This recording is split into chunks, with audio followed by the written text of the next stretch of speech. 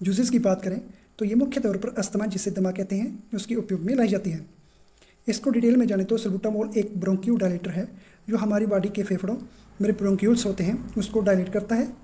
इसका uses asthma और COPD disease में, जिसे हम क्रोनिक ऑब्स्ट्रक्टिव पल्मोनरी डिजीज़ बोलते हैं, इस कंडीशन में पेशेंट को कफ होती है, कफ के साथ खरखराहट होती है, सांस लेने में प्रॉब्लम होती है और तेज खांसी होने की वजह से पेशेंट को बेचैनी होने लगती है। तो उस समय इसका उपयोग करने पर काफ़ी राहत मिलेगी। अस्थमा अटैक के अलावा यदि किसी को कोई एक्सरसाइज करने से, सिगरेट से, डस्ट से या किसी भी प्रकार की चेस्ट में एलर्जी होती है जिसका रीज़न खांसी है या पल्मोनरी डिजीज़ है, तो उस समय इस सिरप का यूज़ करने पर काफ़ी राहत मिलती है। अब बात करते हैं सल्बूटामोल काम कैसे करती है। एस्थेनिक सिरप हमारी लंग्स की नली को डायलेट करता है जिससे सांस लेना और छोड़ना आसान हो जाता है। अब बात करते हैं इसके डोज की।